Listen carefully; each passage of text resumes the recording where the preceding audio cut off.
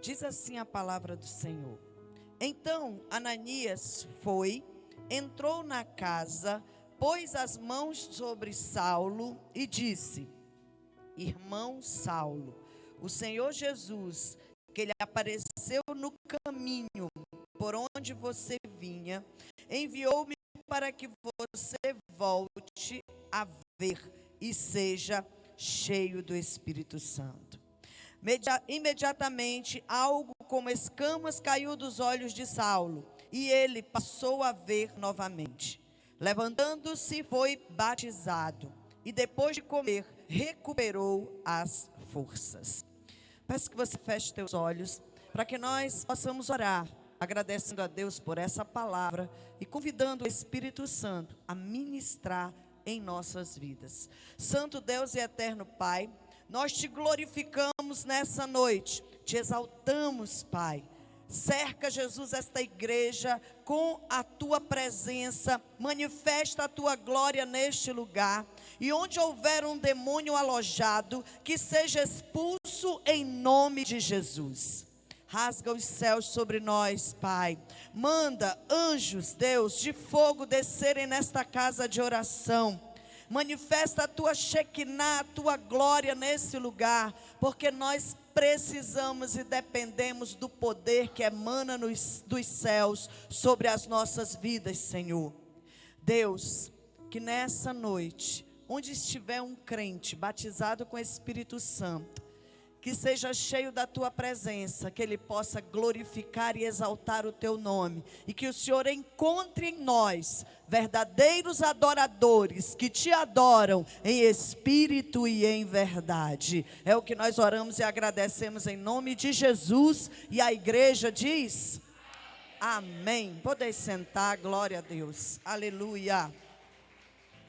Eu quero iniciar essa ministração contando uma ilustração que eu li e achei muito interessante, tem tudo a ver com a mensagem dessa noite.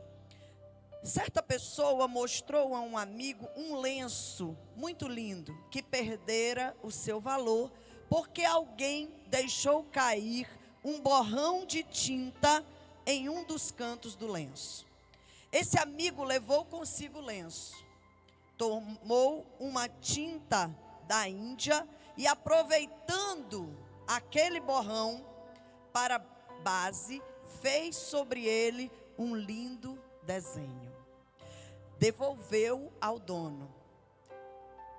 Este dificilmente reconheceu o seu lenço, outrora inutilizado por causa de um borrão de tinta, pois que agora valia 1000 vezes mais, porque esse mesmo borrão fora transformado em uma obra de arte, que se tornou valiosa.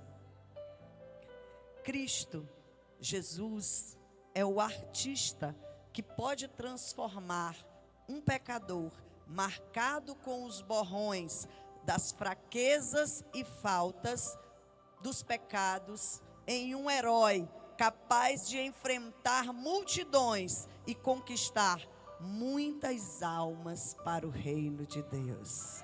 Amém? É assim que Deus faz. Foi assim que Deus fez na vida de Saulo de Tarso, ao descer dos céus e ter um encontro com ele e transformar a vida dele.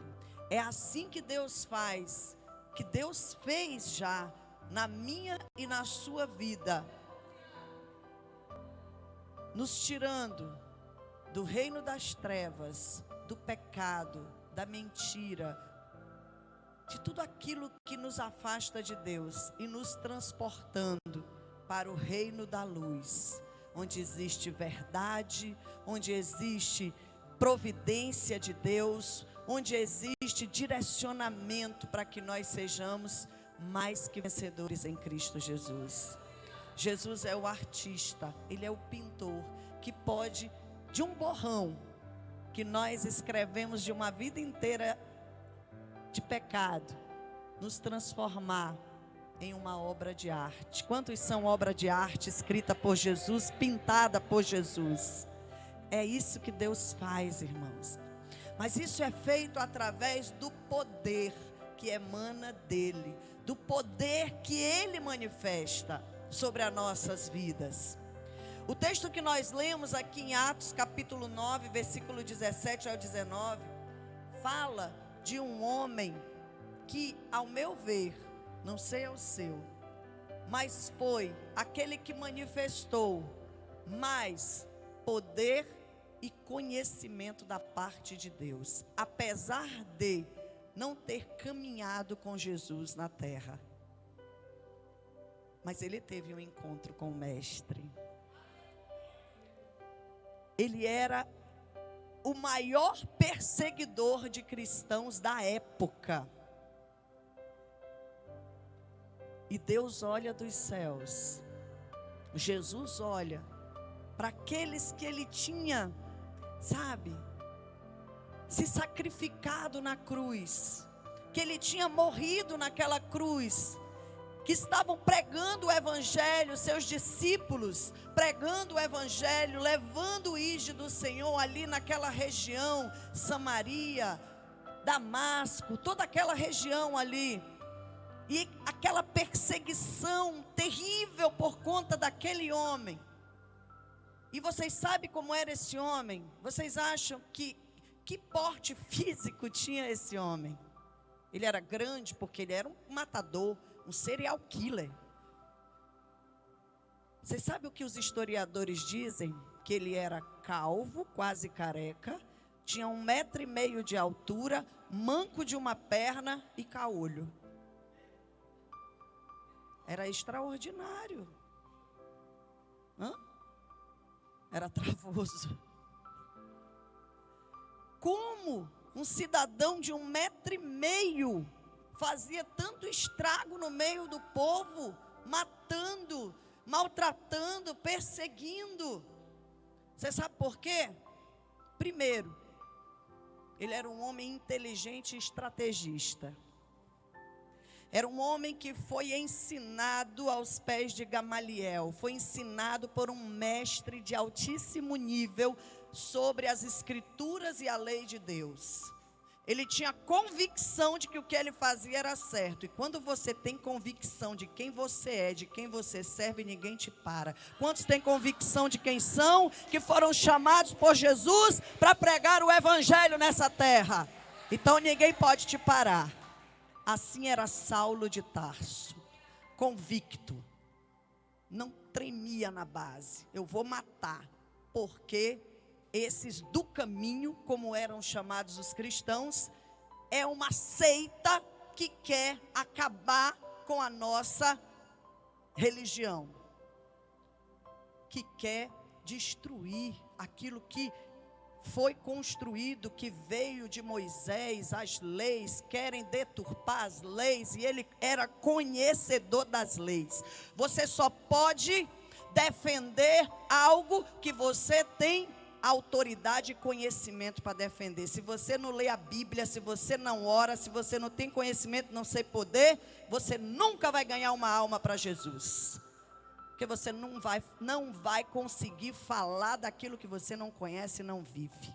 E aí a tua pregação não tem poder, o louvor não tem poder, o que você fala é vazio, se perde no ar. Porque quando você sai dessa casa de oração, você peca, você mente, você trai, você fornica, você adultera. E dessa forma, você está vivendo uma vida de engano vazia. Mas quando chegar o dia de perguntar: onde estão os talentos que eu te entreguei? Mostra-me as tuas mãos. Você vai responder o quê? Eu vou perguntar, mas não responda para mim. Eu vou perguntar, fazer 3 perguntas. Quantas pessoas têm aqui mais de 20 anos de crente? Levanta a mão. Eu. Só eu. Pastor Naldo, mais de 20 anos. Pastor Duarte. Quantos aqui tem mais de 10 anos de crente? 10 anos, já aumentou. Quantos aqui tem mais de 5 anos de crente? 5 anos. E quantos têm mais de 3 anos de crente? Levanta a mão. Amém. Não responda. Nesse período, você já leu a Bíblia toda? Não me responda, responda para você. Nesse período, você já ganhou alguma alma para Jesus? Porque Jesus vai prestar conta com você e comigo.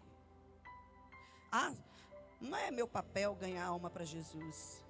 Quem era Pedro? Um pescador mal acabado, mal educado, grosso, ignorante. E em 2 pregações, após ser batizado com o Espírito Santo. Quantos aqui são batizados com o Espírito Santo? Pois é, esse é o requisito para ganhar alma para Jesus.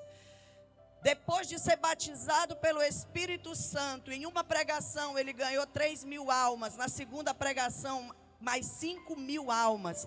Em 2 cultos, Pedro ganhou 8.000 almas para Jesus. Como assim? Poder de Deus. Ele negou Jesus 3 vezes. Mas ele se arrependeu e voltou para o caminho da bênção. Quando ele foi batizado com o Espírito Santo, ele entendeu que todas as promessas que Jesus fez se cumpriram. Tem gente que é batizado com o Espírito Santo, depois joga o Espírito Santo para fora da sua vida e nega Jesus. E acha que está tudo bem. E trai, engana, usa droga, vende droga, faz o que quer.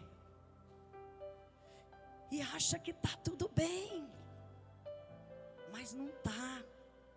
Tudo que nós semeamos, nós colhemos. Às vezes é uma vida de ciclos de fracasso, por causa do pecado. Os discípulos, eles erraram. Imagina, Jesus chama 12, um trai ele, aí tem mais 3, pastor Ed. Um se acha o mais amado, se acha, né? Acha que ele é o queridinho de Jesus. O outro negou Jesus 3 vezes. O outro era o incrédulo, Tomé, só acredito vendo. Se eu não tocar lá nas chagas de Jesus, eu não acredito que é ele que ressuscitou. Como diz o pastor Fábio, uma dúzia de mal acabados, que aos olhos humanos não tinham condições de pregar o evangelho, não é? Porque nenhum deles estudou teologia. Nenhum deles estudou as leis. Eles tinham conhecimento básico, como eu e você temos. Mas os discípulos não tinham esse conhecimento que Paulo tinha. E aí é a diferença. Mesmo que você seja um borrão velho, Jesus, ele te transforma numa obra de arte. Agora você tem que querer. Você tem que querer, porque se você não quiser, ninguém vai fazer por você. Olha só, quando é que acontece essa mudança na vida dos discípulos?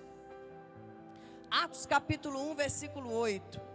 Mas receberão poder quando o Espírito Santo descer sobre vocês, e serão minhas testemunhas em Jerusalém, em toda a Judéia e Samaria e até os confins da terra. E os discípulos ficaram ali, em Jerusalém, na Judéia e Samaria.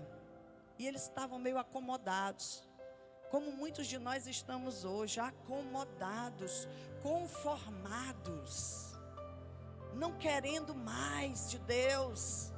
Ah, não, isso não é para mim, é para o outro. Ah, não, isso aí não, eu tenho muita coisa para fazer. Apóstolo Paulo nunca pensou dessa forma.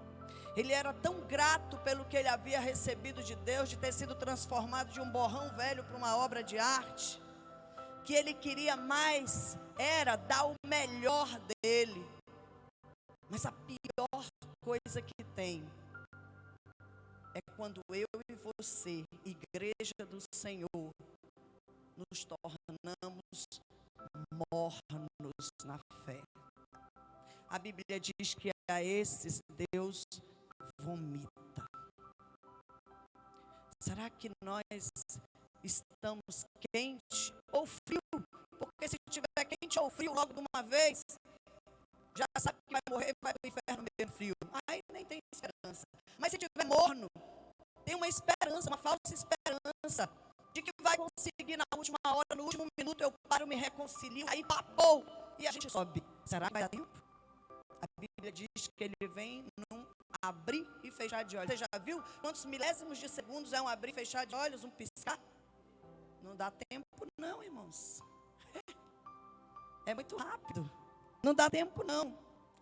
Mas como eu disse, esse homem de 1,5 m, calvo, há quem diga, alguns historiadores dizem, hoje eu estou com cavalinho, irmão. Há quem diga que alguns historiadores dizem que ele era manco e caolho. E gaguejava como a pastora. Manco e caolho. Que coisa linda, que preciosidade.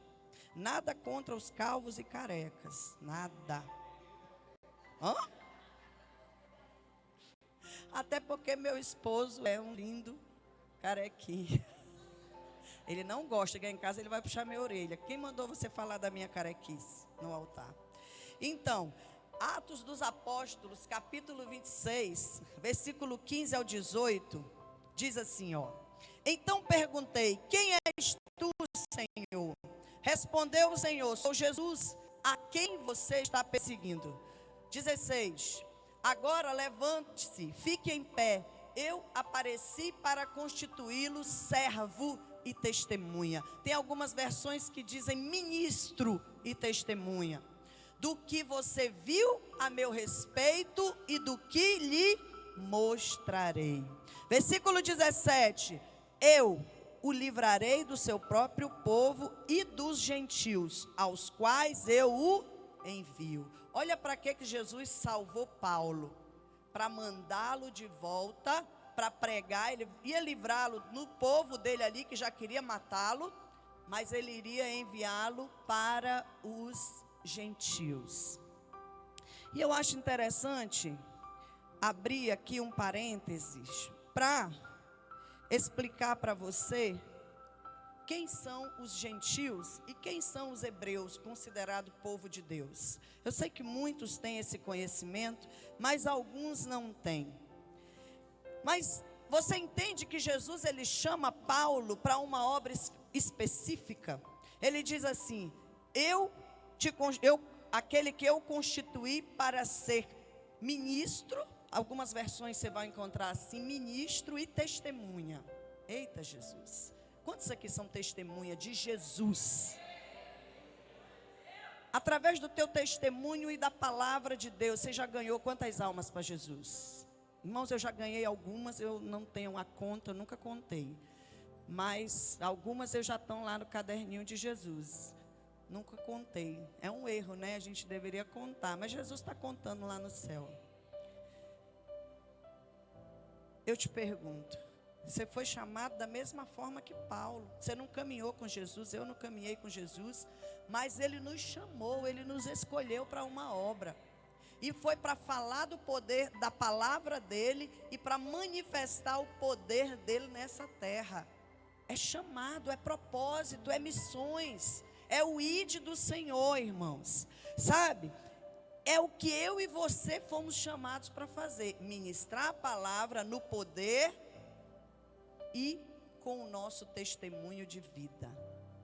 Porque onde Paulo chegava, quando percebiam quem ele era, o Saulo de Tarso perseguidor, só isso já fazia todo mundo tremer na base. Dizia, ele veio para fazer o quê? Para matar a gente? Vamos ouvir o que ele tem para dizer, porque se a gente se mexer, pode a gente morrer. Então vamos ouvir. E quando aquele homem começava a falar do poder da palavra, com a autoridade que ele havia ganhado, recebido da parte de Deus, porque ele foi batizado com o Espírito Santo, a Bíblia diz aqui onde nós lemos, através do poder de Deus, Porque ele mesmo diz que o conhecimento humano não vale nada diante do poder de Deus. Mas, quando nós temos conhecimento, faz muita diferença quando a gente vai pregar para alguém que acha que sabe, mas que não sabe de nada, só tem letra. E quando você prega a mesma letra que ele conhece, na unção e do poder do Espírito Santo, cai por terra aquela empáfia e faz como Paulo, se prostra. Quem és tu? Eu sou Jesus, aquele a quem tu persegues. E o que Paulo faz?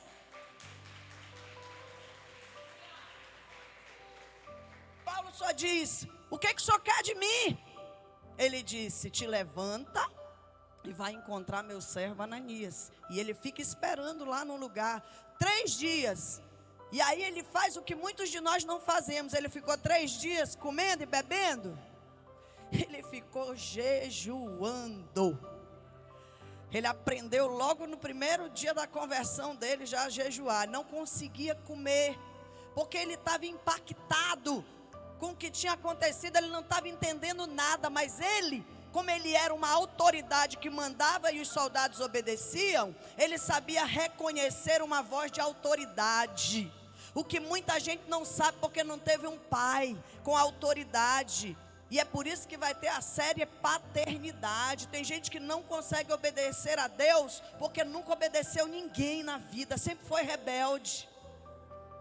E é preciso aprender a reconhecer Deus como pai, aquele que a gente toma a bênção, como eu fui criada. Bênção pai, bênção mãe, até hoje. Minha mãe mora comigo no mesmo casa, uma porta de frente para outra. Eu entro lá e já vou, bênção mãe, e ela diz: Deus te abençoe, minha filha. Eu nunca quero perder isso, nem que meus filhos percam.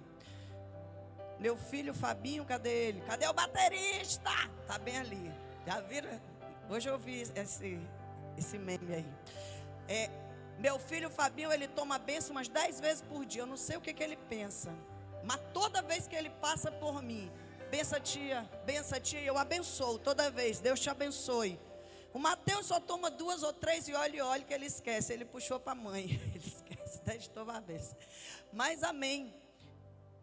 Bênção, paternidade, submissão. Paulo, ele reconheceu uma voz de autoridade.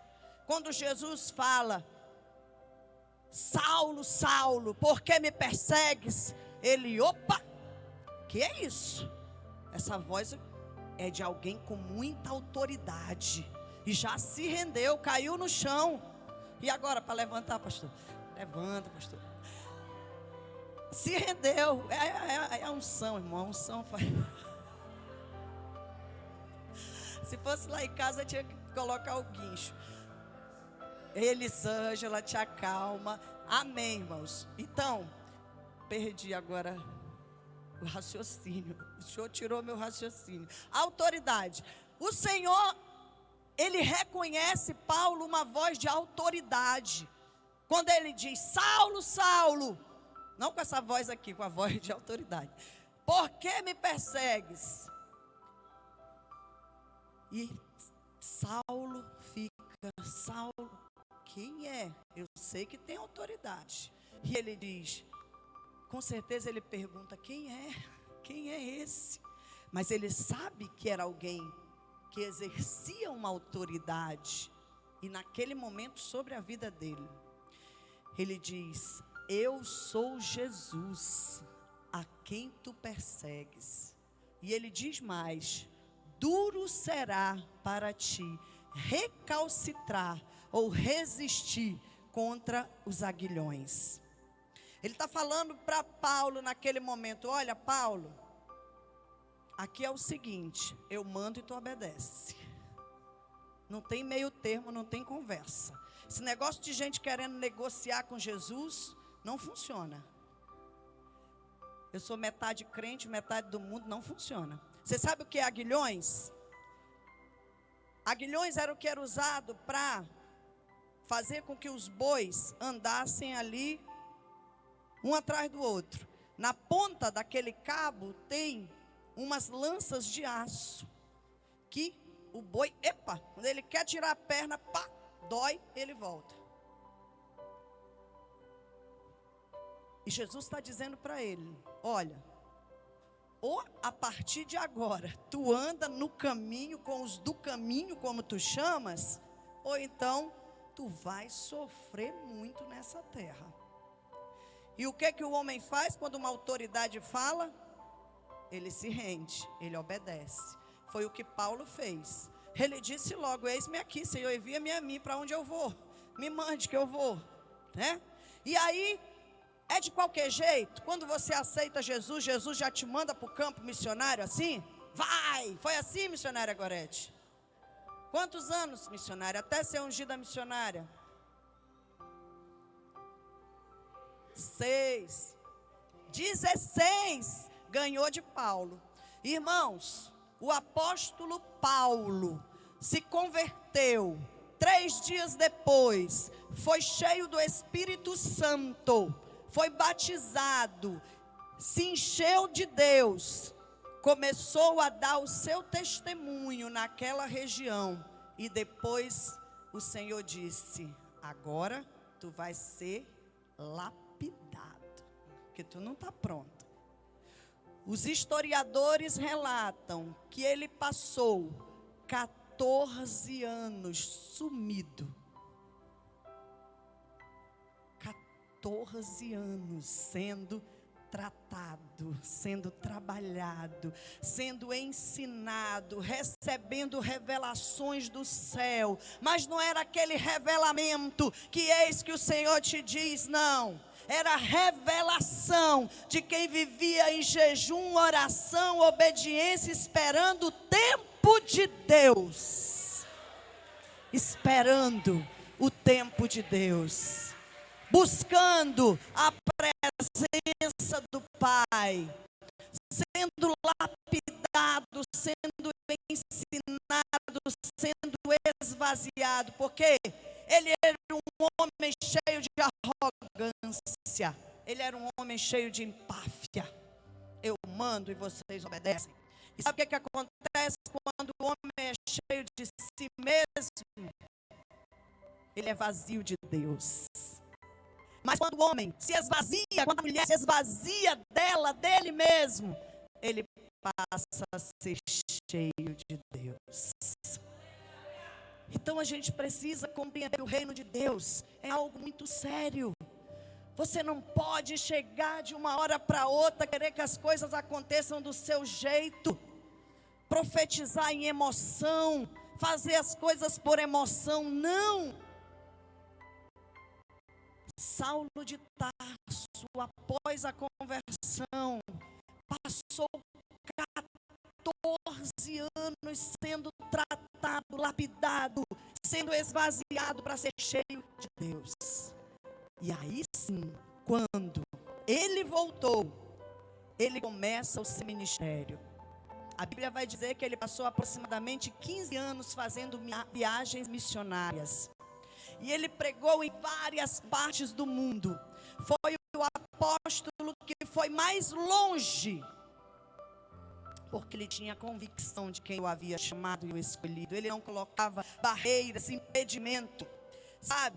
E ele diz, eu assistindo algumas ministrações, tem alguns pastores que dizem até que Paulo era um tipo de advogado da época, porque além do conhecimento da lei de Deus, ele também conhecia as leis do cotidiano, de tratamento, essas leis que hoje a gente conhece como as leis do Código Civil, Penal. Ele tinha esse conhecimento, e isso fica bem, chama a nossa atenção quando ele vai ser julgado ali pelo rei Agripa e o governador Festo. Ele mesmo faz a defesa dele.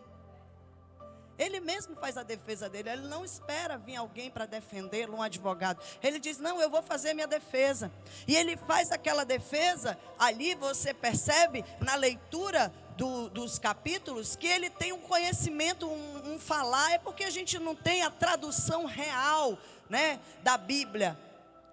Mas você percebe ali que ele faz a sua defesa, cheio do Espírito Santo, com convicção de que ele não cometeu nada grave que lhe levasse a ser morto. E ele faz ali a sua defesa. E no momento que ele faz a defesa dele, eu acho lindo que se cumpre o que Jesus disse para ele: você será meu ministro e testemunha. Olha só, abre lá a Bíblia em Atos 26, versículo 24.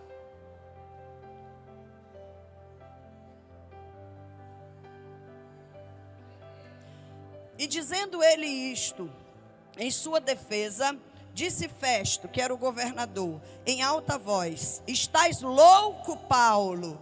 As muitas letras te fazem delirar. Olha como ele era um homem que conhecia a lei, letras.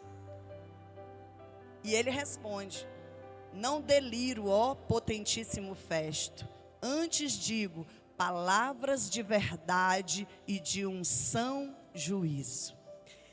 Amém. Agora vai para o versículo 28. E aí, essa foi a interpretação que Festo teve. Ele diz: tu é louco.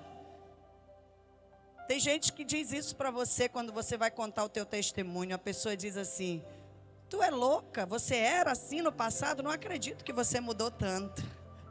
Né? De onde tu veio e está aqui agora? Olha o versículo 28, mas olha qual é a interpretação do rei Agripa.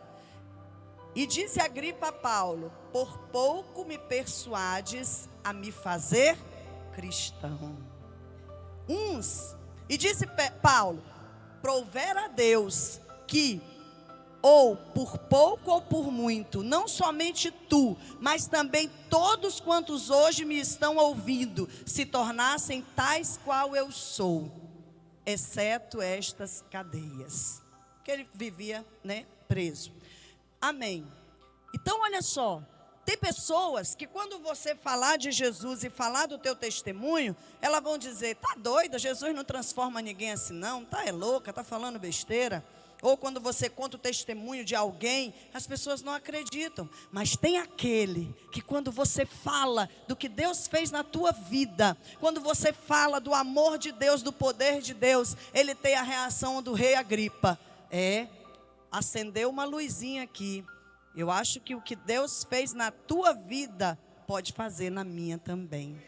Então, a gente pode ser testemunha do que Deus faz no nosso falar, no nosso agir. Mas não é só testemunho, eu tenho que conhecer a palavra e falar desse amor. Sabe por quê? Atos 26, 17 diz que Paulo foi tirado do meio dos gentios e enviado de volta para eles. Eu falei agora há pouco. Eu sei que muitos sabem quem são os gentios e quem são os hebreus e a origem desses povos. Mas muita gente não sabe. E não tem coisa pior, irmãos. Não sei se é para você, mas eu estar no lugar assistindo uma palestra e alguém está falando e eu não estou entendendo nada. É muito ruim. Então é bom a gente ter esse conhecimento. Vamos lá. Eu fiz uma pesquisazinha rápida e eu entendi que gentios era a designação. Você lê muito na Bíblia isso, né? Os gentios, os hebreus, os gentios. Então olha só, os gentios era a designação para os não cristãos, os pagãos, aquelas pessoas que acreditavam em vários deuses. Deusa disso, Deus daquilo, Deus disso, Deus daquilo. Não acreditavam em Deus, não eram cristãos. E a palavra gentil, ela deriva da palavrinha gens, que significa clã ou grupo familiar. Que antigamente tudo vinha dos clãs, dos grupos familiares. Na tradução cristã bíblica, a palavra gentil designa uma pessoa que não era hebreu. Mas quem eram os hebreus? Hebreus foram um povo que surgiu, acredita-se, por volta de 2000 antes de Cristo. Antes de Cristo. Tiveram seu primeiro desenvolvimento às margens do Rio Jordão, na árida região da Palestina. Daí vem o seu nome, já que hebreu significa povo do outro lado do rio. Hebreu significa povo do outro lado do rio. Onde foi criado aquele povo? Mas qual é a descendência desse povo? Os relatos bíblicos, eles contam que os hebreus são os descendentes diretos de Abraão. Quantos aqui são descendentes de Abraão? Nós somos filhos, herdeiros de Deus e co-herdeiros com Cristo. Então, eles vieram da Mesopotâmia para Canaã. Gênesis 12, versículo 1 a 3, que o pastor Márcio gosta muito. Gênesis capítulo 12, aqui nasceu o povo hebreu. Olha só. Então o Senhor disse a Abraão: sai da tua casa, do meio dos seus. Vamos lá, na Almeida corrigida, né? Ora, o Senhor disse a Abraão, então ainda Abrão, sai da tua terra, da tua parentela e da casa de teu pai, para a terra que eu te mostrarei. E far-te-ei uma grande nação, e abençoar-te-ei, e engrandecerei o teu nome, e tu serás uma bênção. E abençoarei os que te abençoarem, amaldiçoarei os que te amaldiçoarem, e em ti serão benditas todas as famílias da terra. Está vendo a promessa? Por isso que eu e você somos descendentes de Abraão, por causa de uma promessa. Então, a partir desse momento, nasce o povo hebreu, descendentes de Abraão, que se instalaram do outro lado do Jordão. E a partir daí começa a história do povo de Deus. Então os hebreus são os descendentes de Abraão. Os gentios é aquele povo que não faz parte do povo hebreu, mas que também fazem parte da promessa. E foi isso que Paulo entendeu e Pedro não entendia. E Paulo combateu isso. Ei, pera lá. Jesus veio para todos.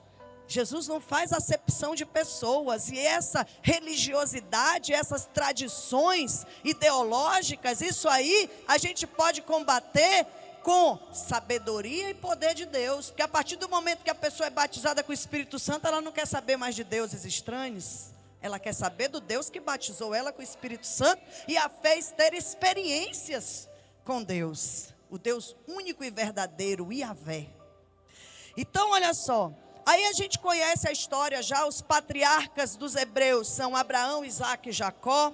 Os juízes, depois que Samuel ali foi confrontado e começaram a dizer para Deus que queriam um juiz, Deus falou, tá bom, vou constituir juízes, e Samuel foi um desses, profeta e juiz.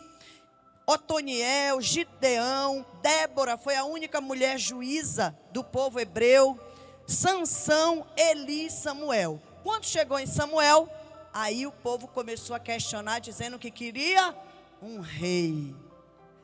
A voz do povo não é a voz de Deus, tá, irmãos? Esse ditado está amarrado e repreendido em nome de Jesus. A voz de Deus é incomparável.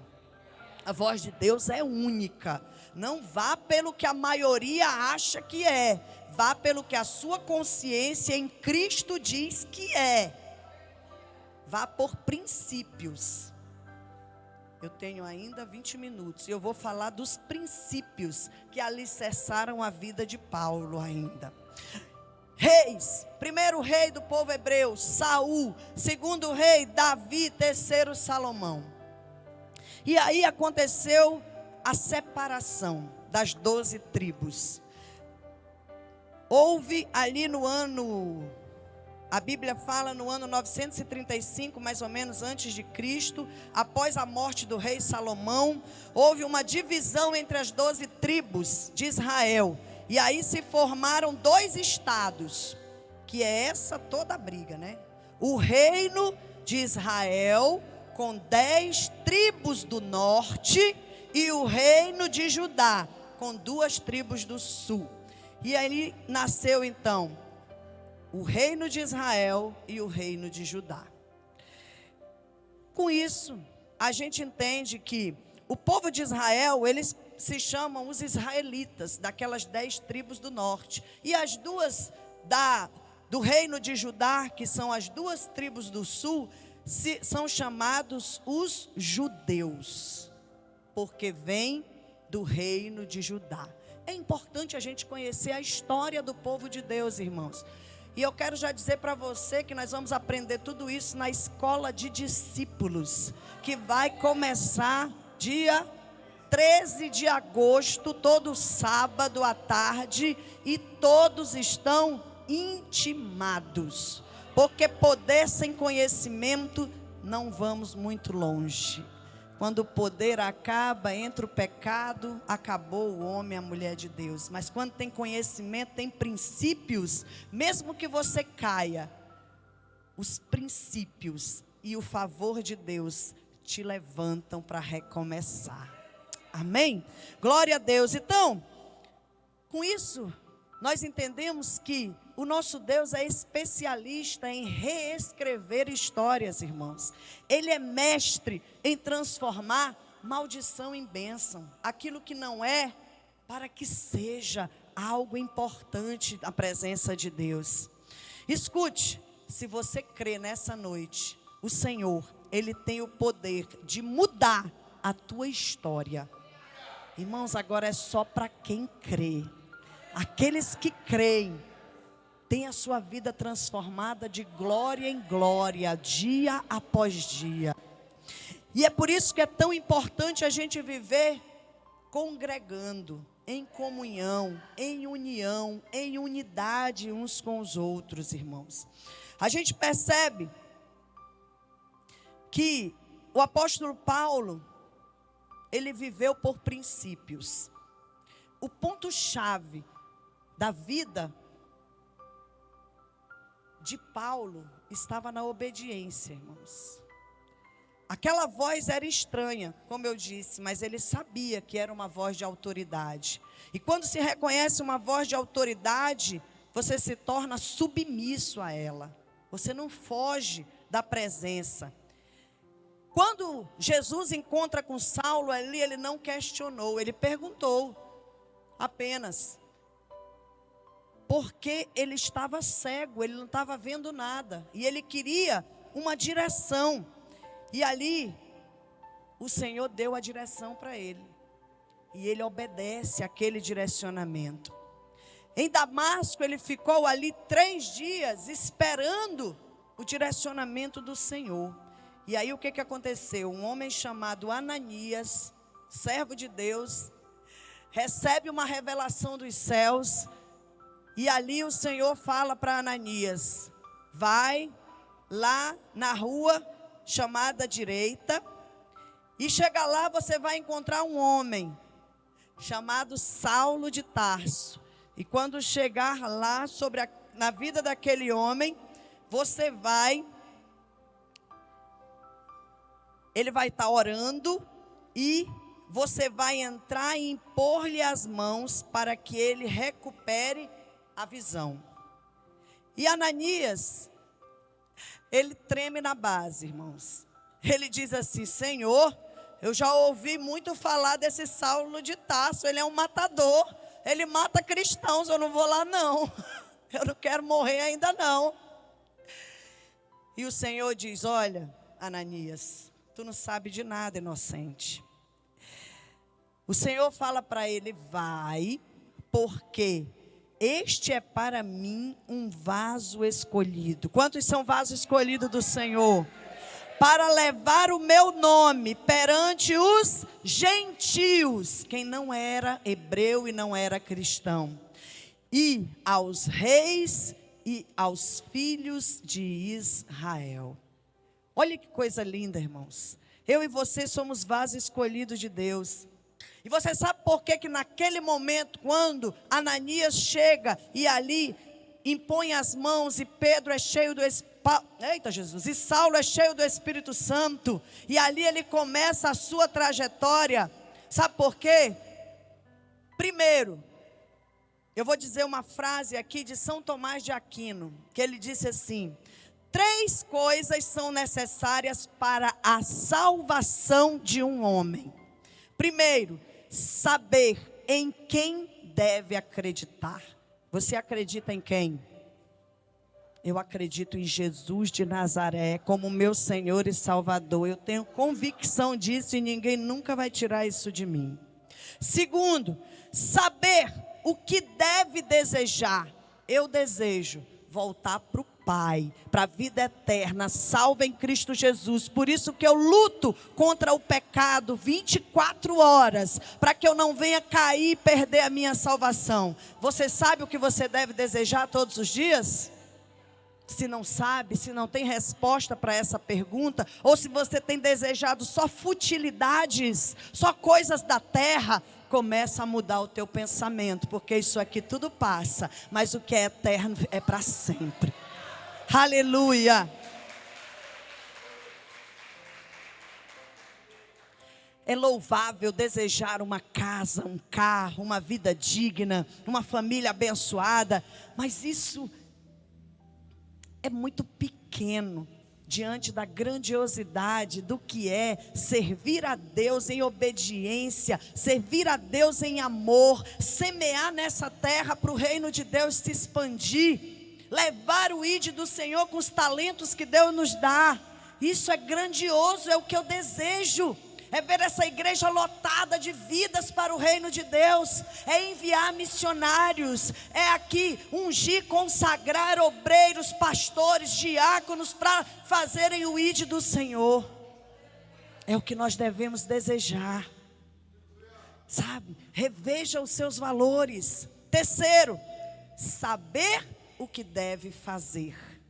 Você sabe o que você precisa fazer para que você seja salvo? Se você sabe, faça.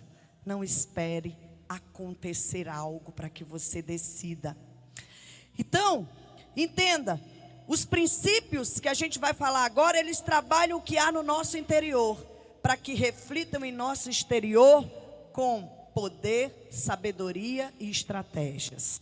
Foi o que Paulo fez nesses 14 anos. Eu entendo que ele ficou ali mastigando a palavra, orando, recebendo revelações do céu, ali buscando em Deus um direcionamento do que ele devia fazer, do que ele devia desejar todos os dias. A gente negligencia muito na oração. E entenda uma coisa, tudo que Paulo fazia era para ganhar almas para Jesus. A igreja é a única organização que existe para quem está do lado de fora dela. Tudo que nós fazemos aqui é para buscar quem está lá fora, é para alcançar quem está lá fora. Isso é ide do Senhor, isso é missões. Nós podemos fazer missões todos os dias, todos os dias. Então, para Paulo, ele entendeu que a pessoa mais importante na igreja depois de Jesus é o visitante, é aquele que estava lá fora e entrou aqui. O culto tem que ser para ele. O culto é para Deus, em primeiro lugar, para louvar, glorificar e engrandecer o nome do Senhor. Mas existem pessoas que chegam aqui com a alma destruída, com o coração ferido. E é essa pessoa que a palavra tem que alcançar. Aleluia. E depois do visitante, o novo convertido. O novo convertido, ele precisa ser cuidado como um bebê. Então pergunte para esse filho de Deus ao seu lado: o que é mais importante para você quando você está na igreja? Irmãos, eu quero falar agora rapidamente desses princípios na vida de Paulo, que transformaram a história do Evangelho do Novo Testamento, porque ele foi o maior escritor do Novo Testamento, da Bíblia Sagrada. Primeiro princípio que pegou Paulo e ele se rendeu. 2 Coríntios capítulo 5, versículo 14. 2 Coríntios 5, 14. Diz assim: glória a Deus, vai sair. Pois o amor de Cristo nos constrange, porque estamos convencidos de que um morreu por todos, logo todos morreram. Amém, só lá mesmo. Olha só, o amor de Cristo nos constrange. Irmãos, o amor de Cristo por nós também desperta o nosso amor por Ele. Porque nós só estamos aqui porque Deus nos amou primeiro. O apóstolo João escreve: nós o amamos porque ele nos amou primeiro. Eu e você estamos aqui porque nós fomos amados por Jesus. E qual o significado desse amor? Nas 3 vezes em que o apóstolo Paulo, ele fala do amor de Cristo em suas cartas, ele explica que esse amor de Deus está além dos limites humanos, além do conhecimento humano. É um amor incondicional, é um amor que nos constrange. O amor de Cristo, ele tem que nos constranger na hora que a gente está ali com o pé para pecar. Não, eu não vou pecar porque Jesus morreu por mim naquela cruz. E eu não vou desvalorizar o sacrifício dele. Eu vou dar valor a esse sacrifício. Porque se não fosse a misericórdia de Deus, eu e você já tínhamos morrido, porque nós somos muito pecadores. Mas a misericórdia de Deus se renova. Mas essa misericórdia, ela também é alicerçada na justiça de Deus. Então cuidado com tanta misericórdia na tua vida. Já te salvou da morte, já te salvou da prisão, como Deus fazia com os discípulos ali. Mas porque eles estavam por amor a Cristo. E eu e você muitas vezes não. É por desejo da carne, por ambição egoísta, pela satisfação do prazer carnal. Então olha só, ele fala mais, que nada pode ser capaz de separar o redimido desse amor remidor, ou seja, daquele amor que te resgatou das trevas. E só permanece nas trevas, irmãos, quem quer. Depois que você é resgatado, se você vive em obediência, nunca mais você volta para as trevas. É isso ou não, pastor Fábio? Saiu das trevas e nunca mais voltou para a glória de Deus. Eu saí das trevas de depressão, de vaidade, das trevas da rejeição. Eu saí das trevas e eu não quero voltar para lá. Já são 22 anos na luz, caminhando na luz, falhando, errando sim, mas pecando pelo prazer de pecar jamais. Somos falhos, somos pecadores, mas não precisamos viver na lama do pecado. Podemos viver na santidade de Deus. E aí viver as promessas do Senhor. O amor de Cristo constrange a tua vida? O amor de Cristo, você tem entendido que esse amor, ele foi conquistado com um alto preço, naquela cruz do Calvário, uma morte vergonhosa, uma morte daquele que se fazia maldito naquela época, na sociedade, e alguém que não cometeu pecado. Às vezes, e o segundo princípio, que era alicerçado ali a vida de Paulo, está em Romanos 1,16. E aqui, eu tenho certeza que muita gente tem negligenciado esse princípio. Não me envergonho do Evangelho, porque é o poder de Deus para a salvação de todo aquele que crê, primeiro do judeu, depois do grego. Deixa aí. Não me envergonho do Evangelho. Irmãos, o apóstolo Paulo, a partir do momento que ele se converteu, ele jamais teve vergonha de pregar esse Evangelho, de anunciar Jesus como Senhor e Salvador. E hoje, eu já começo dizendo, numa era onde as redes sociais estão aí, onde a gente vê pessoas todos os dias. Bom dia, eu sou uma delas. Bom dia, selfie. De vez em quando eu faço uma, né? Vocês veem lá. Selfie, ou passeando em Presidente Figueiredo. Nunca mais eu fui, saudade. Pastor, me leva, pega a senha. Passeando, né? Tomando café. Olha, peguei. Tomando café, né? Regional. Selfie, uau! E aí, pastor Naldo foi, como é que se diz assim? Foi o tema como é que se diz? Ontem ele falou aqui muito sobre isso, né? Sexta-feira, né? Ele falou, não? O ápice da mensagem do pastor Naldo, que ele disse que tem irmãos que postam tudo, só não a programação da igreja. Tem vergonha, né? A programação da igreja, aquele cartaz lá com a pastora, né? Ou então com o pastor. Tem vergonha, irmão. E no dia que Jesus voltar, tu vai ter vergonha quando ele disser assim: aparta-te de mim, né? Pois não vos conheço. Vai para o fogo do inferno lá, né? Por lá. E aí, vai ter vergonha nessa hora?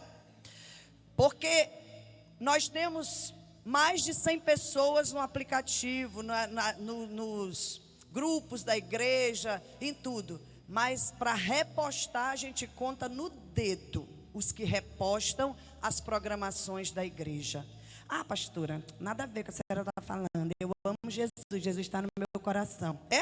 Ele não é açougueiro, ele não quer só teu coração, ele quer teu corpo, teu testemunho de vida por inteiro. Aleluia. Paulo foi chamado para ser ministro e testemunha. Você pode dizer: eu não tenho o dom da palavra, não sei ministrar. Mas a sua vida é o testemunho que Deus espera que você dê.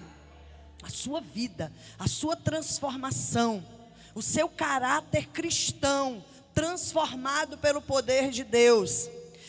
Naquela época, Paulo tinha muitos motivos para se envergonhar desse evangelho que nós conhecemos hoje, que muitas vezes é tratado de uma forma onde dá status, né, para alguns artistas gospel, celebridades gospel, né? Através de Jesus, eles ganham seguidores através da obra, digamos assim. Alguns direcionados pelo Espírito, outros já só na carne e no talento, né? Mas cabe a Deus julgar. Mas a gente percebe que pessoas se prevalecem do evangelho muitas vezes para ter sucesso. Hoje é status, na época de Paulo não. Na época de Paulo, primeiro, ele poderia se envergonhar, sabe por quê? O evangelho era identificado como a história do filho do carpinteiro José, Jesus de Nazaré, um Zé ninguém, sabido nem filho de um carpinteirozinho qualquer, que sofreu uma vergonhosa morte de cruz. Não era assim que era identificado? Quem é Jesus? Jesus de Nazaré, o Filho de Deus. Como é que sabe que ele é o Filho de Deus? Até onde eu sei, ele era filho do carpinteiro José, carpinteiro também, e morreu na cruz, uma morte de vergonha. Como falar desse Jesus se Jesus não tinha Instagram de famoso, gente? Jesus era conhecido como filho do carpinteiro. Mas para quem conhece o poder de Deus, Jesus era conhecido como aquele que operou milagres e maravilhas na terra, que falou do amor de Deus como nenhum mestre da lei havia falado, porque quando ele falava, da boca dele saía amor, autoridade, poder de transformação. Mas para quem não conhecia, só ouvia falar que ele era um qualquer. Por isso que o povo judeu até hoje não acredita, porque como foi que ele entrou em Jerusalém? Montado, trazido como um rei? Num jumentinho, irmão. Como é que um rei entra em cima de um jumentinho? Só Deus para fazer essas loucuras com a cabeça do homem, né? É justamente para mostrar que para Deus não importa status, poder, autoridade, conhecimento. Para Deus o que importa é obediência e se prostrar como Saulo se prostrou diante da glória de Jesus manifestada no caminho de Damasco. E segundo, o passado de Paulo era de perseguidor, o que lhe dava menor respaldo para falar ainda de Jesus. Ele não tinha autoridade aos olhos humanos, porque ele era um pecador terrível. Terceiro, o evangelho era desprezado pela alta sociedade da política romana e pela sociedade comum também, composta pelos comerciantes, pelos cidadãos de respeito da época. Então não tinha credibilidade nenhuma. E hoje eu e você temos hoje Jesus como alguém que já provou para o que veio, que ressuscitou e manifesta a glória dele onde ele chega. E muitas vezes temos vergonha de falar do evangelho da salvação. Aleluia. Sabe por quê que o apóstolo Paulo nunca teve vergonha do evangelho de Cristo? Porque o versículo seguinte diz: porque o evangelho é o poder de Deus para a salvação. Porque no evangelho é revelada a justiça de Deus, uma justiça que do princípio ao fim é pela fé. Como está escrito, o justo viverá pela fé.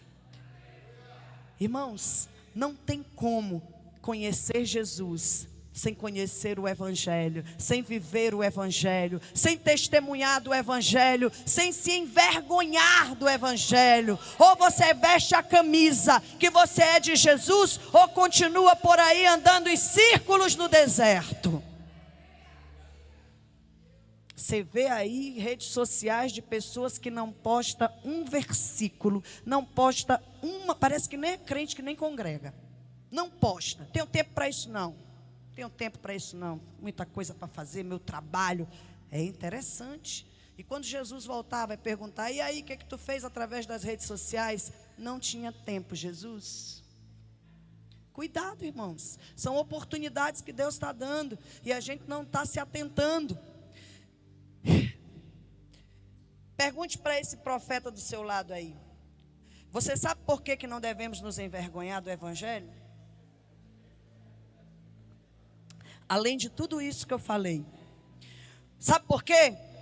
Primeiro, o céu sabe que em nós há poder e que quer nos usar nessa terra. Deus sabe, os anjos sabem, o céu sabe. Mas o inferno sabe que em nós há poder também. E ele quer que nós esqueçamos que fomos revestidos de poder. E ele faz de tudo para nos calar. Como tem muita gente calado, não fala do evangelho, não fala de Jesus, não fala do seu testemunho de vida. Terceiro, o mundo sabe que em nós há poder e quer nos procurar para receber alívio. Você já viu aquelas pessoas que quando estão na prova, chega assim e diz: pastora, me ajuda em oração, estou precisando. Ela só quer um alívio, ela não quer Jesus, né? Me ajuda aí, pastora, eu estou precisando. Ora aqui na minha cabeça, ainda até ajoelha se for preciso. Ora, mas só para receber o alívio, não quer Jesus. Terceiro, além de o amor de Deus constranger Paulo, além de ele não se envergonhar do evangelho que salva, ele supervalorizava o evangelho. Sabe o que ele diz em Atos 20, 24? Acabou meu tempo. Atos 20, 24, ele diz assim: em nada, olha lá, todavia não me importo. Todavia não me importo, nem considero a minha vida de valor algum. Pastor, vai já começar a me olhar feio. Não me importo, nem considero a minha vida de valor algum para mim mesmo, se tão somente puder terminar a corrida e completar o ministério que o Senhor Jesus me confiou, de testemunhar do evangelho da graça de Deus. Deixa aí. Irmãos, meu Deus, irmãos, isso é tão forte. Quando eu estava meditando nessa palavra, lá pelas 2 da madrugada, eu assustei todo mundo dentro de casa. Irmãos, eu comecei a chorar, eu não me contive. Não foi? O pastor veio ver, meu Deus, ela está morrendo, o filho veio procurar, o que aconteceu, né? Eu não aguentei, irmãos. Meu Deus, quantas vezes eu que estou aqui, preocupada com minha mãe, com meus filhos, com o marido, com a igreja. Negligenciei a oração, o jejum, a consagração. Quando essa palavra bateu no meu coração, eu não aguentei. Eu comecei a gritar 2 horas da manhã. Porque foi tão forte o que o Espírito Santo falou no meu coração. São tantas desculpas. Eu não estava supervalorizando o Evangelho, eu estava desvalorizando o Evangelho. Todavia não me importo, nem considero a minha vida de valor algum para mim mesmo, se não somente puder terminar a corrida e completar o ministério que o Senhor Jesus me confiou, de testemunhar do Evangelho da graça de Deus. Tem tanta gente calado, tanta gente só comendo e não entrega mais nada para ninguém. Não evangeliza mais, cansei, desvalorizando o Evangelho. Sabe, é por isso que Deus olhou para Paulo e viu nele alguém que ele podia contar. Deus pode contar com você? Nos dias de hoje, irmãos, a gente está vivendo um tempo onde é um boom de novos cantores, pregadores, tanta coisa nova, multidões. Mas você já parou para pensar que hoje, aqueles que são mais antigos na fé, antigamente existia mais poder, existia cura, milagre, libertação. Por que Jesus mudou? Não, quem mudou foi a geração. Fomos nós que mudamos. Estamos negligenciando, estamos deixando de dar a prioridade para Ele. Sabe, William Carey dizia: meu negócio é falar de Jesus e consertar sapatos para pagar as contas. Esse homem foi um missionário inglês da Igreja Batista de Londres, conhecido como o pai das missões modernas. Alguém pode perguntar para você, o que é mais importante hoje na tua vida? Espera aí, meu filho, deixa eu arrumar. Já. Depois eu conto por quê, porque depois ele posta no Instagram, eu assim, ó. É de acabar, né, irmãos? Quantas fotos eu já me encontrei ali. A gente, né? Eu e a pastora Nájila somos campeãs de passar por esses micos. Então, às vezes você é perguntado. Eu já fui confrontada e não tive resposta. O que é mais importante para você? É fácil abrir a boca e dizer Jesus, né, pastor Naldo? Jesus é mais importante para você? E o que você tem feito pelo reino dele na terra? Olha, pastora, no momento eu estou fazendo pós-graduação, faculdade, eu estou assim, vendo um negócio próprio aí, estou fazendo curso de inglês, informática, é muita coisa, não está dando muito tempo não, mas eu vou ver aí um tempinho na minha agenda para Jesus. É tanta ocupação, eu já acordo com um monte de coisa para fazer, não dá tempo não. O pai das missões modernas disse: meu negócio principal, viu, pastor Márcio, é falar de Jesus. Aí eu tenho ideia para pagar as contas. Eu não, o pastor que tem, né? Quem dera que eu tivesse. Eu sou uma simples e humilde advogada que está ralando. Mas assim, o meu negócio principal é Jesus. E eu advogo para pagar as contas. Né? Isso é supervalorizar o Evangelho. Por isso ganhou multidões de almas para Jesus. Enquanto não tivermos essa consciência, que quando sábado for aqui inaugurada, dia 13 de agosto, a escola de discípulos, eu quero poder, mas eu quero conhecimento. Eu quero poder, mas eu quero conhecimento. Porque é assim que a gente cresce, é assim que a gente se torna verdadeiros discípulos do Senhor. E aí eu finalizo em 1 Coríntios 9:12. pequenos gestos com grande significado. Olha o que o apóstolo Paulo diz. Se outros têm direito de ser sustentados por vocês, não o temos nós ainda mais? Mas nós nunca usamos desse direito. Ao contrário. É 1 Coríntios. Suportamos tudo para não pôr obstáculo algum ao Evangelho de Cristo. 13. Vocês não sabem que aqueles que trabalham no templo alimentam-se das coisas do templo, e que os que servem diante do altar participam do que é oferecido no altar? Da mesma forma, o Senhor ordenou àqueles que pregam o Evangelho que vivam do Evangelho. Mas eu não tenho usado de nenhum desses direitos. Não estou escrevendo na esperança de que vocês façam isso por mim. Prefiro morrer a permitir que alguém me prive deste meu orgulho. Ele tinha orgulho, hein, Paulo? E há quem diga que ele e Pedro viviam brigando, né? Porque não eram fáceis os dois. Contudo, quando prego o Evangelho, não posso me orgulhar, pois me é imposta a necessidade de pregar. Ai de mim, se não pregar o Evangelho. E tem mais, eu acredito que é lá no versículo 22 que vai falar, que ele diz, fiz-me, volta ao 21, é aqui que eu queria chegar.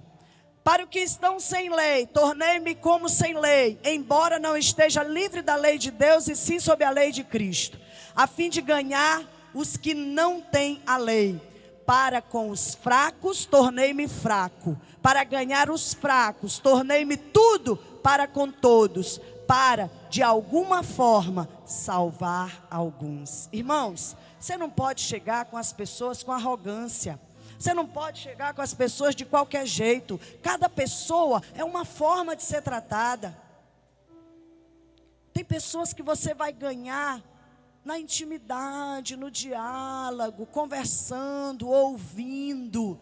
Então, pessoas que estão atravessando um momento de fraqueza, de fragilidade emocional. Ela quer mais ser ouvida do que ouvir. Então, a gente tem que ter sensibilidade do Espírito Santo, sabe? E por fim, diga para esse missionário que está aí do seu lado, se não puder fazer grandes coisas, faça pequenas coisas, com um grande significado espiritual.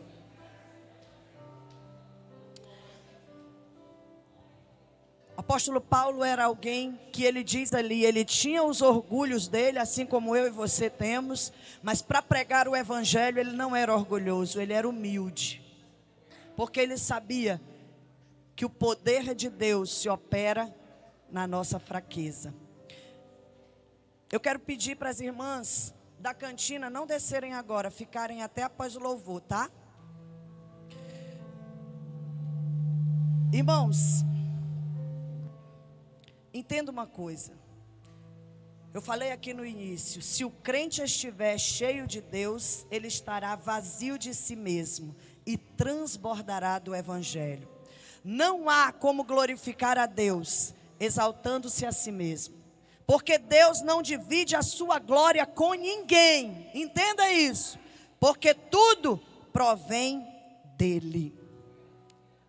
E é lindo, Gálatas 2:20, e aí eu quero que você fique de pé nessa noite.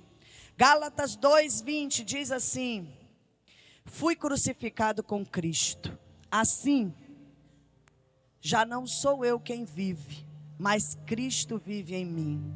A vida que agora vivo no corpo, vivo-a pela fé no Filho de Deus, que me amou e se entregou por mim.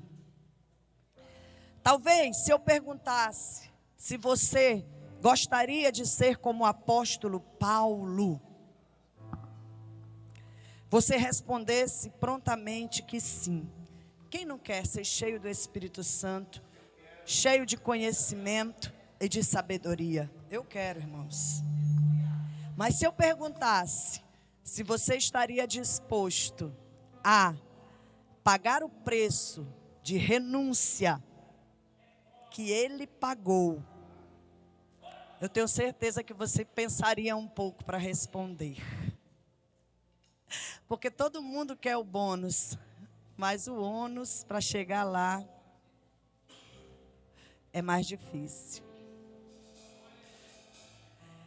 Sabe, para nós termos cada vez mais intimidade com Deus e chegar na nossa caminhada a um ponto que o apóstolo Paulo chegou, de dizer: fui crucificado com Cristo, assim já não sou eu quem vive, mas Cristo vive em mim. Não é impossível, irmãos, é possível para todos nós. Isso não quer dizer que nós vamos nos tornar santos sem pecado. Isso quer dizer que nós decidimos todos os dias, como o apóstolo Paulo, crucificar a nossa carne, crucificar os desejos, crucificar as paixões, crucificar o pecado, para viver o propósito dele nessa terra. E por isso, eu quero que você medite na letra desse louvor e que entenda que quando a gente quer viver o sobrenatural de Deus, a gente tem que estar atento aos sinais que Deus dá, a palavra que sai desse altar. Que essa palavra, ela não chegou na minha vida de qualquer jeito, e ela não está saindo da minha vida de qualquer jeito, porque eu sei que tudo que eu prego nesse altar, eu sou provada antes ou depois de ministrar. E se eu não estiver firmada em Cristo, eu balanço.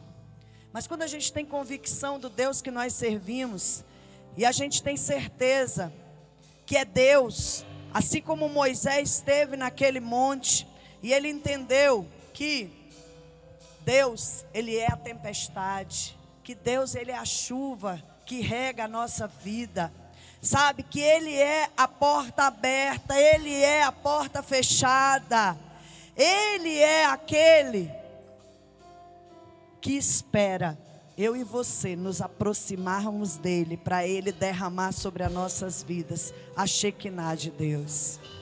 Então eu quero que você adore nesse momento. Depois eu quero orar com você e fazer um ato profético aqui.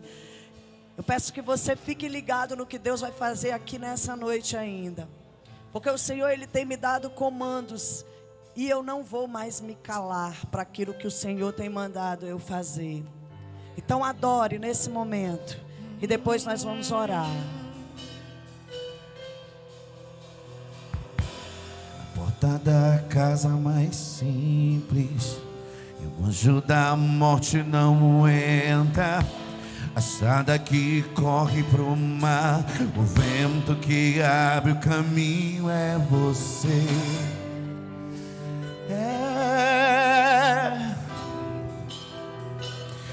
É você.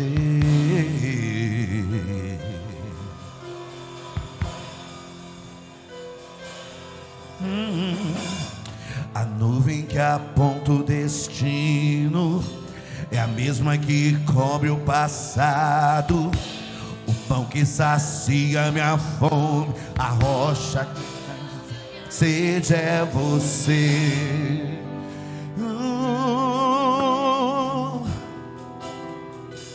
É você. Nós chegamos mais perto e mais perto do monte, mais perto, e da face me espanto com o peso da tua glória, e mais perto da glória, e mais perto e da morte. O medo quer me parar e não me tira o medo. Deixa Jesus tirar o medo da tua vida hoje. Moisés, suba em meu lugar.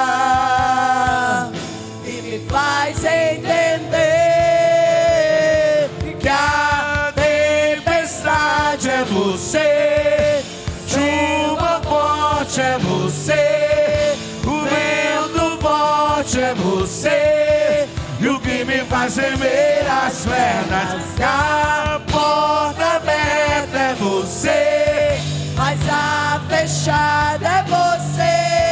é tudo sobre você, e que a tempestade é você,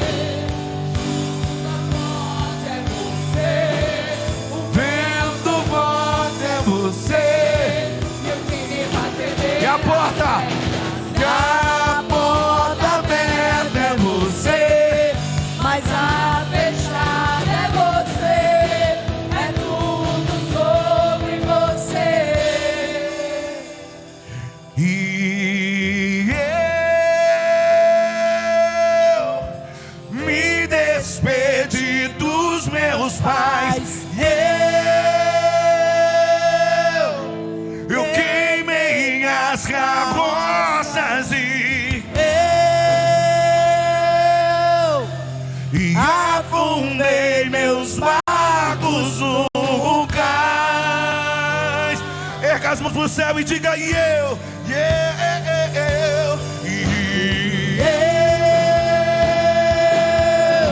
me despedi dos meus pais, eu queimei minhas carroças e eu afundei meus barcos no cais. Para onde eu irei, se eu não tenho pra onde voltar? Só tenho você, Deus, palavra de vida eterna. Para onde eu irei, se eu não tenho pra onde voltar? Só tenho você, Deus. Erga o som da tua adoração e declara isso. E para onde eu irei, se eu não tenho pra onde voltar? Só tenho você, Deus, Palavra de vida eterna. Para onde eu irei, se eu não tenho pra onde voltar? Só tenho você, Deus, palavra de vida eterna. eu profetizo em nome de Jesus que todos que chegaram aqui nessa noite jamais serão os mesmos. Que quando voltarem para suas casas, estarão debaixo da tua Shekinah e caminharão na tua direção, na direção do poder e da unção do teu Espírito, do conhecimento de sabedoria, do conhecimento dos dons do Espírito Santo. Serão cheios da graça e do poder de Deus. Senhor, nós dependemos de Ti, nós necessitamos de Ti. Pai, tira toda a frieza, toda a incredulidade, todo medo, toda a vergonha. Senhor, não nos permita, Pai, olhar para nós, mas que nós venhamos olhar para a cruz, para tudo aquilo que o Senhor conquistou naquela cruz. Eu peço que você pegue na mão dessa pessoa que está do seu lado e você venha aqui à frente do altar. Não deixe de chegar aqui, nós vamos fazer um ato profético. E eu quero que você participe desse ato. Eu quero que você saia daqui hoje revestido da graça de Deus. Não sou eu, mas o Espírito de Deus que habita na minha vida me deu um comando e eu quero obedecer junto com você. Eu quero que você saia daqui hoje com a certeza de que Jesus, vem mais para frente um pouquinho, irmãos que estão na frente, por favor. Amém. Eu quero que você entenda que a nossa vida, ela é tomada por esforço. O reino de Deus é tomado por esforço. E nós precisamos assim como Saulo fez, se rendeu, se ajoelhou na presença de Jesus. Você não está aqui na presença de pastores e levitas, não. Quem é o dono dessa casa é Jesus de Nazaré. É a glória de Deus que está nesse lugar. Aqui é casa de Deus, é a habitação do Espírito Santo, é a habitação de Deus. E eu quero que você repita comigo nessa noite. Levante sua mão aos céus e diga assim: em nome de Jesus, todos os demônios que até hoje lutaram contra a minha vida, a minha alegria, bem baixinho, a minha alegria, o meu fervor, os dons do Espírito Santo, nessa hora, em nome de Jesus, todo impedimento, toda barreira, tudo aquilo que tem me impedido de vencer e de alcançar a libertação, venha para a palma da minha mão. Feche a sua mão com autoridade. Feche a sua mão com autoridade.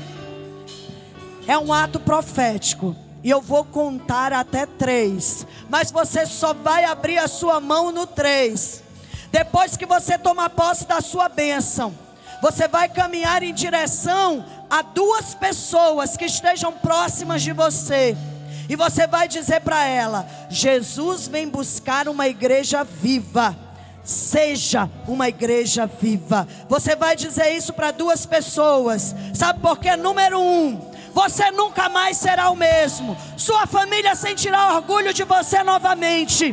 Aqueles que te olharam de cima para baixo, que te viram humilhado, que te humilharam, eles vão ter que reconhecer que Deus é na tua vida. Número 2, quem viver verá o que vai acontecer na igreja imune através da tua vida, no reino de Deus através da tua vida. Eu creio que Manaus, que o estado do Amazonas, que Brasil, as nações serão impactadas pelo avivamento que Deus vai levar através da tua vida. Eu creio em nome de Jesus que o teu nome está escrito no livro da vida, que você é filho de Deus, que você é filha de Deus, que você está sendo hoje revestido do poder de Deus, da autoridade de Deus, da unção de Deus. Então joga no chão tudo isso que tem atrapalhado a tua vida e pisa e toma posse da vitória. Só em ti confiarei, eu nada temerei, em frente eu irei, pois eu sei que vivo estás, e um dia voltarás do céu pra nos buscar, pra sempre reinarás, aleluia. Só em ti confiarei, eu nada temerei, em frente eu irei, pois eu sei que vivo estás, e um dia voltarás do céu pra nos buscar, pra sempre reinarás, aleluia. Agora, mulheres, procurem uma mulher que não esteja perto de você, que não seja do seu convívio social. Procure uma outra mulher. Homens, procure um outro homem. Abrace essa pessoa e diga para ela: Jesus vem buscar uma igreja viva, e você é essa igreja viva e cheia do poder de Deus. Aleluia. Os obreiros, vejam os irmãos aqui, abrace os irmãos e diga nessa noite: ninguém pode ficar sem abraçar alguém. Aleluia. Jesus vem buscar uma igreja viva, e você é essa igreja viva, cheia do poder de Deus. Aleluia. Glória a Deus. Em Jesus, Maranata, ora vem, Senhor Jesus. Vem Jesus, vem Jesus. Maranata, ora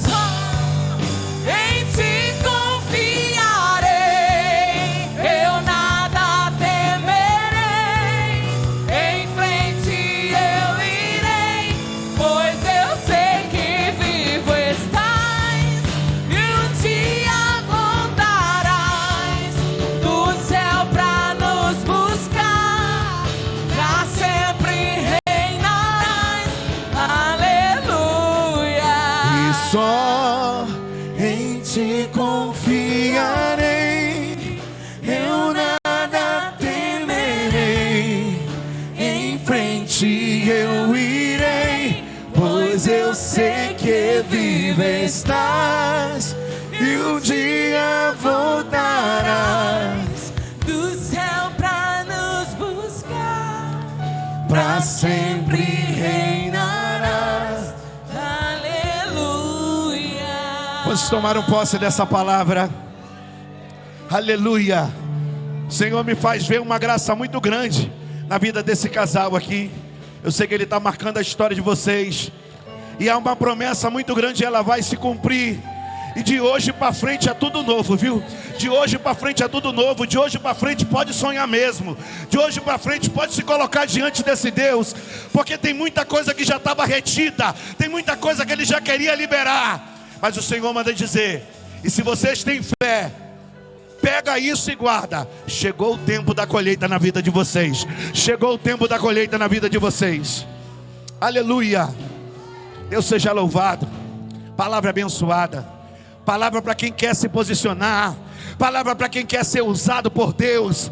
Palavra para aquele que já foi um dia usado. Se lembrar que há poder no nome de Jesus, que há poder no Espírito Santo, e que o Espírito Santo habita em você. Aquele que está em você não é um ser qualquer não, é o Todo-Poderoso. Irmãos, se tem algum gigante lá fora, esse já caiu por terra em nome de Jesus, porque a vitória é do povo de Deus. Amém? Irmãos, vou perguntar só por desencargo de consciência. Tem alguém aqui que queira entregar sua vida para Jesus? Se tiver, tem que ser muito rápido.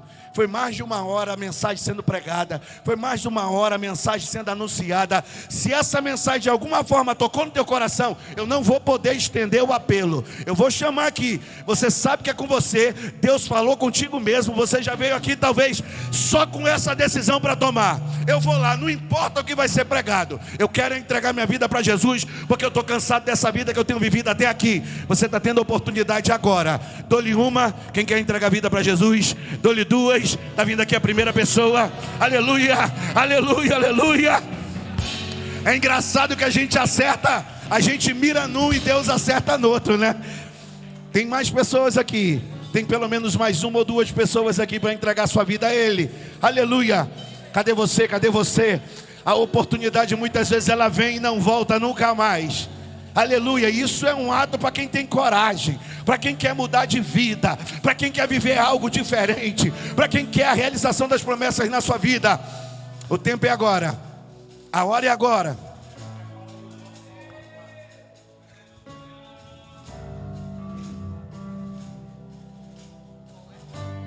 Amém. Estou aqui com uma alma preciosa que, segundo a palavra de Deus diz, vale mais do que o mundo inteiro. Cadê aqueles que podem adorar? Cadê aqueles que podem glorificar? A gente está aqui, faz um apelo, a pessoa vem, mas antes dessa pessoa vir, alguém já semeou, alguém já foi lá e orou, alguém já foi lá e profetizou, e Deus mostra a colheita através da vida de alguém. A gente vem aqui e se esforça, mas essa pessoa já vem de lá trazendo algo dentro de si. E Deus que olha para dentro dessa pessoa sabe. E Ele marca esse dia para mudar a história desse alguém. Hoje o Senhor está mudando a tua história, minha irmã. Eu não sei aquilo que está afligindo teu coração, mas a misericórdia do Senhor, ouça isso, a misericórdia do Senhor é o ponto de partida para uma vida totalmente restaurada, para uma vida totalmente transformada, para uma salvação, para uma bênção tamanha. Porque tudo aquilo, irmã, que um dia o Senhor te prometeu, está tudo de pé. Tudo aquilo que a senhora tem sonhado e não tem conseguido alcançar, o Senhor vai fazer muito mais na tua vida. E essa história começa agora, em nome de Jesus. Amém. A irmã Valda está aqui para entregar o coração dela para Jesus. Eu, Valda, te aceito, Jesus. Diga mais uma vez com convicção. Diga, eu, Valda, te aceito, Jesus, como meu único e suficiente Senhor e Salvador da minha vida. Está selado, está selado, está selado. Ele não desiste dos seus, Ele não desiste dos seus. Esse é o meu Deus e o teu Deus também. E Ele não desiste de você. Ele se importa por você. Ele compreende o teu caminhar. Caminho um amor tão grande assim. Ele não desiste de você. Ele se importa com você.